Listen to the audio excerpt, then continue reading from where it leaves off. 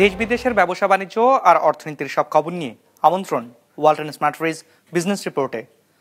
নতুন অর্থবছরের বাজেটে ভর্তুকির পরিমাণ বাড়ছে 9% বেশি।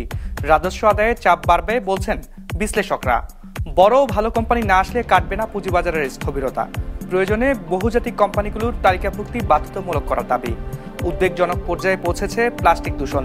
ধ্বংসের হাত থেকে বাঁচাতে বিকল্প খোঁজার তাগিদ প্রধান উপদেষ্টার। এমন সব খবর নিয়ে আমাদের আজকের আয়োজন। 250-টিরও বেশি ডিজাইন অপশন নিয়ে ওয়ালটন স্মার্ট ফ্রিজ, বোঝে আপনার প্রয়োজন।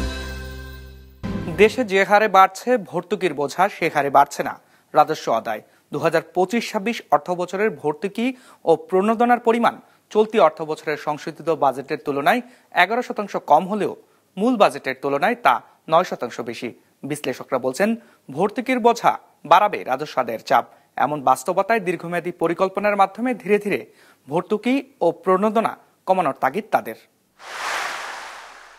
চলতি অর্থবছরের মে মাস পর্যন্ত জাতীয় রাজস্ব বোর্ডকে রাজস্ব আদায়ের লক্ষ্য দেওয়া হয়েছিল 3,94,460 কোটি টাকার। যদিও মে মাস পর্যন্ত আদায় করা গেছে 3,27,000 কোটি টাকার মতো, অর্থাৎ লক্ষ্যের চেয়ে আদায় কম হয়েছে 66,000 কোটি টাকা।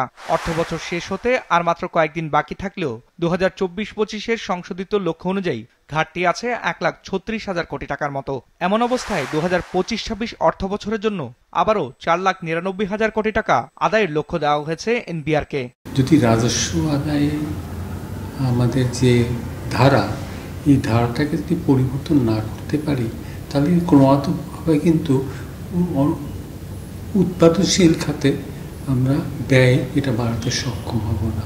অর্থাৎ আমাদের ঋণ পরিশোধে, সেটা দেশি এবং বিদেশি উভয় ঋণটা যদি মিলিয়ে দেখি, এর একটা বাজেটের একটা কিন্তু বড় অংশ কিন্তু আমরা ঋণ পরিশোধে ব্যয় করতে বাধ্য হচ্ছি। রাজস্ব আদায়ে তেমন গতি না থাকলেও বাড়ছে ভর্তুকির চাপ। 2025-26 অর্থবছরে ভর্তুকি আর প্রণোদনা মিলিয়ে 1,25,000 কোটি টাকার লক্ষ্যমাত্রা নির্ধারণ করেছে সরকার, যা 2024-25 অর্থবছরের মূল বাজেটের তুলনায় 9% বেশি। তবে সংশোধিত লক্ষ্যের তুলনায় 11% কম।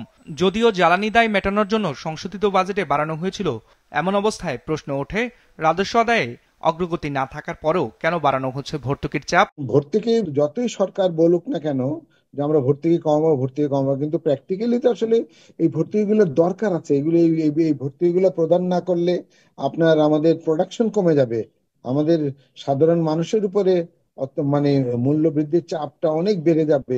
এই সমস্ত জিনিসপত্র বিবেচনা করেই কিন্তু সরকার আসলে ভর্তুকিগুলো বাড়ায়। হিসেব বলছে 2025-26 অর্থবছরের সবচেয়ে বেশি ভর্তুকি দেওয়া হবে বিদ্যুৎ খাতে 37,000 কোটি টাকা, দ্বিতীয় সর্বোচ্চ কৃষিতে 27,000 কোটি, এলএনজিতে 9,000 কোটি, খাদ্য নিরাপত্তা কর্মসূচিতে 9,500, রপ্তানি ও রেমিটেন্স মিলিয়ে 14,000 কোটি টাকার বেশি। এছাড়াও অন্যান্য খাতে প্রণোদনা আর ভর্তুকি মিলিয়ে লক্ষ্য ধরা হয়েছে 1,25,000 কোটি টাকার মতো। সংস্কৃতিটা হচ্ছে কি, আপনি একবার ভর্তুকি দিলে সেই ভর্তুকিটা তুলতে সক্ষম হবেন না, সেটা যে খাতেই হোক না কেন।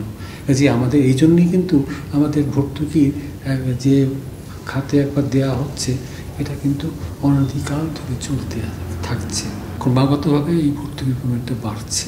এইভাবে যদি চলতে থাকি, আগামী দিনগুলোতে আমাদের ভর্তুকির পরিমাণ আরও বাড়তে থাকবে এবং বাজেটের একটা বড় অংশ কিন্তু এই ভর্তুকি দিতেই চলে যাবে। বিশ্লেষকদের মতে, বিশ্ববাজারে জ্বালানির দর বৃদ্ধি ও ডলারের বিপরীতে টাকার অবমূল্যায়নের কারণে প্রতি বছর বাড়তে থাকে বরাদ্দের পরিমাণ।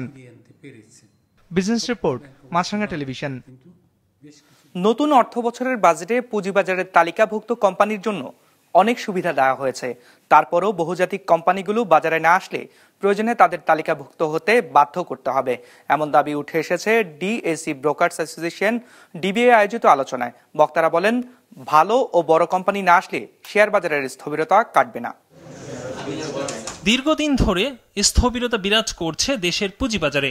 রাজনৈতিক পট পরিবর্তনের পর নতুন কমিশনের একাধিক সিদ্ধান্ত বাজারকে আরো নেতিবাচক ধারায় নিয়ে গেছে। বিগত 10 মাসে নতুন কোনো আইপিও আসেনি, সূচক ও লেনদেন আশঙ্কাজনক হারে কমেছে। এমন বাস্তবতায় সরকারি বেসরকারি বিভিন্ন অংশীজন নিয়ে আলোচনার আয়োজন করে ডিএসি ব্রোকার্স অ্যাসোসিয়েশন ডিবিএ। এই সময় আলোচকরা জানান, পুঁজিবাজারে ভালো কোম্পানির শেয়ারের সংখ্যা হাতে গোনা। বাজার ঠিক করতে ভালো বড় কোম্পানির অন্তর্ভুক্তির বিকল্প নেই। একই সাথে সাধারণ বিনিয়োগকারীদের সুরক্ষা দেওয়ারও দাবি জানানো হয়। অনেকেই সারা জীবনের সঞ্চয় চাকরি বাকরি করে পেনশন নিয়েছে ওই টাকাটা দিয়ে তাদের সংসার চলে, তখন মনে করছে পুঁজিবাজারে কিছু বিনিয়োগ করলে হয়তো, এবং অনেকে একদম সর্বশান্ত হয়ে গেছে। তো এটা আমাদের কারোই কাম্য নয়। বাজেটে সুবিধা দেওয়ার পরও যেসব বহুজাতিক কোম্পানি পুঁজিবাজারে না আসবে, প্রয়োজনে তাদের তালিকাভুক্ত হতে বাধ্য করার দাবি জানান আইসিপির চেয়ারম্যান। আর তালিকাভুক্ত অধিকাংশ কোম্পানির আর্থিক বিবরণীর সঠিক তথ্য না থাকার অভিযোগ করেন ডিএসসির চেয়ারম্যান। তারা কি চায়, আর যদি তারা না শুনতে চায়, you impose more of the taxes on them. Very simple. বাংলাদেশে যদি লোকাল লিস্টেড কোম্পানি 10টা কোম্পানির মধ্যে 9টা কোম্পানির ফাইন্যান্সিয়াল ডিসক্লোজারে বড় ধরনের ডিপার্চার আছে, এবং যারা আইপিও অ্যাপ্লিকেশন করছে বা বন্ডের জন্য অ্যাপ্লিকেশন করছে, বিসেক বা ডিএসসি কে যে লেভেলের ডিউ ডিলিজেন্স করতে হয় অন দ্য ফাইন্যান্সিয়াল স্টেটমেন্ট, এইটা যদি করতে হয় তাহলে মার্কেট ডেভেলপ হবে না। দেশের পুঁজিবাজারে মিউচুয়াল ফান্ডের অংশীদারিত্ব 10% কম। বিগত সরকার পুঁজিবাজারকে কখনো মূলধারা হিসেবে গণ্য না করায় বাজার ভালো হয়নি। সংস্কার কাজে ঝুঁকি থাকায় সময় নিয়ে করা হচ্ছে বলে জানান প্রধান উপদেষ্টার অর্থ বিষয়ক বিশেষ সহকারী। আমাদের পুঁজিবাজারের আসলে স্তম্ভ হচ্ছে মিউচুয়াল ফান্ড, যেটা আমাদের দেশে এটা 10%-এর এখন বোধহয় আরো কম, 6-7% হচ্ছে আমাদের মিউচুয়াল ফান্ডের পোর্শন। ক্যাপিটাল মার্কেটটা এখানে একটা মেইন স্ট্রিম ইকোনমির সাথে কিন্তু সম্পৃক্ত মনে করে না কোনো সরকার। তথ্য বলছে বর্তমানে পুঁজিবাজারে নেগেটিভ ইকুইটির পরিমাণ 10,000 কোটি টাকা। বিপুল এই দেনা শেষ করতে আরো 5 বছর সময় চায় brokers community. Ikramul Islam Khan, business report, মাছরাঙা টেলিভিশন। ভয়াবহ পর্যায়ে পৌঁছেছে প্লাস্টিক দূষণ, যা শুধুমাত্র বাস্তুতন্ত্র এবং মানব স্বাস্থ্যকেই নয়, উদ্বেগে ফেলেছে অর্থনীতিকেও। এমন মন্তব্য করেছেন প্রধান উপদেষ্টা। বাংলাদেশ চীন মৈত্রী সম্মেলন কেন্দ্রে পরিবেশ ও বৃক্ষ মেলা উদ্বোধন করে এ কথা বলেন তিনি। বিস্তারিত মৌমিতা জান্নাতের রিপোর্টে। বর্তমান বিশ্বের ফুসফুসে যেন নীরব ঘাতক সভ্যতা বিধ্বংসী প্লাস্টিক, যা পৃথিবীর বাস্তুতন্ত্র, মানব স্বাস্থ্য এবং অর্থনীতিকে ফেলেছে উদ্বেগজনক চ্যালেঞ্জের মুখে। এবছরের পরিবেশ দিবসের প্রতিপাদ্য তাই প্লাস্টিক দূষণ আর নয়, বন্ধ করার এখনই সময়। মাসব্যাপী বৃক্ষরোপণ অভিযান ও জাতীয় বৃক্ষমেলা উদ্বোধন অনুষ্ঠানে এসে প্রধান উপদেষ্টা তার বক্তৃতায় স্মরণ করিয়ে দেন প্লাস্টিক পণ্য ব্যবহারের ভয়াবহ বিপর্যয়ের কথা। জানালেন এখনই সমস্যার সমাধান না করলে অস্তিত্ব হারাবে মানুষ। প্লাস্টিকের ব্যবহার পৃথিবীতে 3 ধরনের সংকটকে বাড়িয়ে দিয়েছে: জলবায়ুগত সংকট, প্রকৃতিগত সংকট, জীববৈচিত্র্যের ক্ষতি। প্লাস্টিক এমন জিনিসে দাঁড়িয়ে গেছে যে ক্রমাগত হুঙ্কার দিচ্ছে, হয় আমরা থাকবো না হয় তোমরা থাকবে। আমরা যদি আমাদের লাইফস্টাইল পরিবর্তন না করি, এই যুদ্ধে সামগ্রিকভাবে মানুষের পরাজয় অবধারিত, এর থেকে মুক্তি নাই। বর্তমানের তরুণদের ইতিহাসের সবচেয়ে সৃজনশীল ও শক্তিশালী প্রজন্ম উল্লেখ করে জলবায়ু পরিবর্তন মোকাবেলায় তাদের এগিয়ে আসার আহ্বান জানান ডক্টর ইউনূস। তরুণরাই আমাদের নতুন বাংলাদেশ গড়ার স্বপ্ন দেখতে অনুপ্রাণিত করেছে। আমি এদেশের তরুণ সমাজের প্রতি আহ্বান জানাই, জলবায়ু সংকট মোকাবেলায় এবং পরিবেশ দূষণ রোধে তোমরা তোমাদের কার্যকর ভূমিকা অবশ্যই রাখবে। জানান স্বল্প সময় অন্তর্বর্তী সরকার নদী ও বনভূমি সংরক্ষণে নিয়েছে বেশ কিছু পদক্ষেপ। অন্তর্বর্তীকালীন সরকার স্বল্প সময়ের মধ্যে পরিবেশ সংরক্ষণের বিষয়ে কিছু উদ্যোগ নিয়েছে।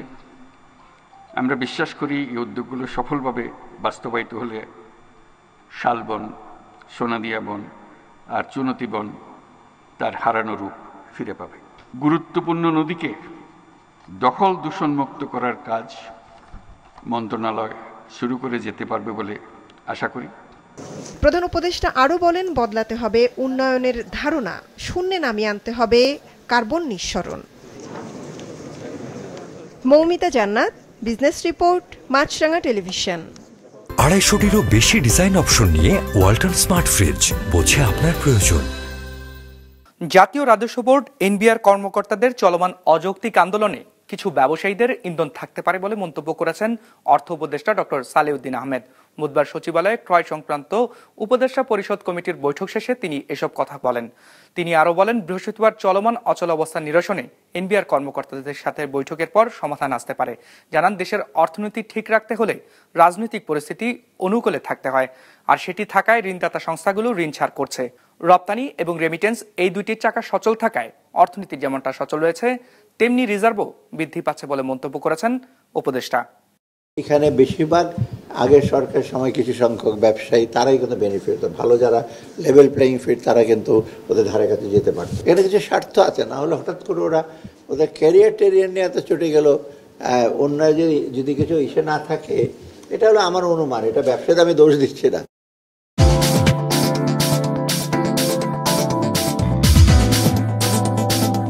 ইতিবাচক ধারায় শেষ হয়েছে ঢাকার শেয়ার বাজারের লেনদেন। সার্বিক সূচক ডিএসএক্স 49 পয়েন্ট বেড়ে দাঁড়িয়েছে 4767-তে। হাত বদল হয়েছে 413 কোটি টাকার শেয়ারের মালিকানা। লেনদেনে অংশ নেওয়া প্রতিষ্ঠানগুলোর মধ্যে দর বেড়েছে 295টির, কমেছে 46টির দর, আর অপরিবর্তিত রয়েছে 59টির দর। এবার বাজার নিয়ে বিশ্লেষণ শুনবো অ্যালায়েন্স ক্যাপিটাল অ্যাসেট ম্যানেজমেন্টের। আজকে মার্কেট পজিটিভলি ক্লোজ হয়েছে এবং মার্কেটের ওভারঅল সেন্টিমেন্টও ছিল আজকে নিউট্রাল নেচারের।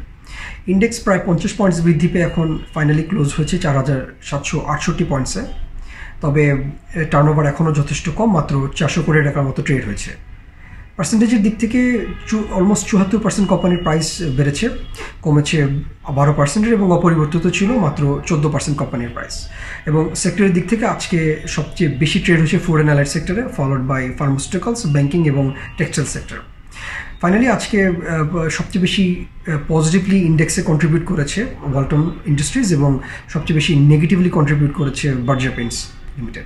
কক্সবাজার সমুদ্র সৈকতে বালিয়াড়ি কেটে খাল বানিয়ে ফেলেছে দুটি রিসোর্ট ও রেস্তোরাঁর মালিকপক্ষ। রিসোর্টটি আবার নিজেদেরকে ইকো রিসোর্ট বলে দাবি করছে। খাল কাটায় পানির স্বাভাবিক গতিপথ পরিবর্তনের পাশাপাশি দ্বিখণ্ডিত হয়ে গিয়েছে সৈকত। কক্সবাজার প্রতিনিধি সুনীল বড়ুয়ার পাঠানো তথ্যছবিতে ডেস্ক রিপোর্ট। পৃথিবীর দীর্ঘতম সমুদ্র সৈকত কক্সবাজার, যার প্রাকৃতিক সৌন্দর্যে মুগ্ধ হয়ে ছুটে আসে দেশ বিদেশের হাজারো পর্যটক। তবে উদ্বেগের বিষয় হলো সম্প্রতি বালিয়াড়ি কেটে সমুদ্রের স্বাভাবিক পরিবেশের মারাত্মক ক্ষতি সাধন করা হচ্ছে। সমুদ্র সৈকতের কলাতলি পয়েন্টের উত্তর পাশে Divine Eco Resort and Restaurant এবং প্যাসিফিক বিচ রেস্তোরাঁ। সম্প্রতি পানি নেমে যাওয়ার জায়গায় বাঁধ দিয়ে চলাচলের রাস্তা তৈরি করে বিচ প্যাসিফিক কর্তৃপক্ষ। এতে ভারী বর্ষণে সেখানে জলাবদ্ধতা সৃষ্টি হয়। হোটেল কর্তৃপক্ষ পানি নিষ্কাশনের জন্য বালিয়াড়ি কেটে দেওয়ায় সৈকত দুই ভাগে বিভক্ত হয়ে পড়েছে। কক্সবাজার ঘুরতে এসে দেখলাম যে এখানে কক্সবাজারে একদম সি বিচের মাঝে যেই নালাটা দেওয়া হয়েছে, এটা আসলে আর্টিফিশিয়াল ভাবেই আমাদের দ্বারাই তৈরি। একদম নোংরা পানি আসতেছে, যেটা আসলে আমাদের এই সি বিচের সৌন্দর্যটাকে পুরোপুরি নষ্ট করে দিচ্ছে। করে এখানে হাজার হাজার মানুষ গোসল করতে নামতেছে, তো অ্যাকচুয়ালি এখানে আপনার পরিবেশ দূষিত হচ্ছে। মানুষ এই খালের কারণে রেস্তোরাঁর দূষিত বর্জ্য সাগরে যাচ্ছে বলে জানালেন এই পরিবেশ কর্মী। এখানে যারা ব্যবসা রয়েছে তাদের ইচ্ছা মতো এখানে যে সমুদ্রের দীর্ঘ বালিয়াড়ি, এই বালিয়াড়ি কেটে এখানে ছড়া করা হয়েছে। যে ছড়া থেকে এখানে বিভিন্ন হোটেল মোটরগুলোর মলমূত্র সরাসরি সমুদ্রে যাচ্ছে। এই মলমূত্রের সাথে এই পর্যটকরা এই সমুদ্রে গোসল করছে। এদিকে বাদ দেওয়ার বিষয়টি স্বীকার করলেও বালিয়াড়ি কাটার বিষয়টি অস্বীকার করেন দুই রেস্তোরাঁ কর্তৃপক্ষ। ব্রিজের পাশে যে প্লটগুলো আছে, ওই রাস্তার পানিগুলো প্লটে আসে, প্লট থেকে আবার এই ব্রিজে নিচ দিয়ে চলে এসে মানে এখানে অনেক পানি অনেক বৃষ্টির কারণে মানে একদম জমে গেছে। আমি এখানে বাদ দিছি, আমার এখানে ময়লা পানি যেন না আসে আমার সামনে দিয়ে ভেঙে এটা পানি, এখানে কেন পানি আসবে ভাই? আমার ওই যে ওটা যে দিক থেকে পানিটা নামতে সোজা নেমে যাবে, ওটা এখন 2 বছর ধরে এখানে দিয়ে আমার জায়গা ভেঙে যাচ্ছে। আমার জায়গা রক্ষা করার জন্য আমি এখানে বাদ দিছি। কেউ নিয়ম বহির্ভূত কাজ করলে তদন্ত করে ব্যবস্থা নেওয়ার কথা জানান জেলা প্রশাসক ও কক্সবাজার জেলা প্রশাসক ও সৈকত ব্যবস্থাপনা কমিটির সভাপতি। কক্সবাজার উন্নয়ন কর্তৃপক্ষ আছে, কক্সবাজার পৌরসভা আছে, এখানে প্রত্যেকেই কিন্তু তাদের ভিজিলেন্স টিম কাজ করছে এবং যদি অবৈধ কোনো পন্থায় তারা যদি নিষ্কাশনের ব্যবস্থা করেন, এটি উভয় কর্তৃপক্ষের দেখার সুযোগ রয়েছে। জেলা প্রশাসন এই বিষয়টি তদারক করবে। বিশ্বের দীর্ঘতম সমুদ্র সৈকতের সৌন্দর্য রক্ষা ও পরিবেশ বিধ্বংসী কর্মকাণ্ড ঠেকাতে কর্তৃপক্ষের নজরদারি বাড়ানোর দাবি সচেতন মহলের। বিজনেস রিপোর্ট, মাছরাঙা টেলিভিশন। দর্শক, আমাদের যে কোনো পর্ব নিজেদের সুবিধাজনক সময় দেখতে সাবস্ক্রাইব করুন বিজনেস রিপোর্টের অফিসিয়াল ইউটিউব চ্যানেল। ফেসবুক পেজে লাইক দিয়ে আপডেট থাকুন ব্যবসা বাণিজ্যের আলোচিত সব ঘটনা সম্পর্কে। আর আপনাদের মতামত জানান কমেন্টস অথবা ইনবক্সে। আজ এইটুকুই, বিদায় নিচ্ছি, ভালো থাকবেন।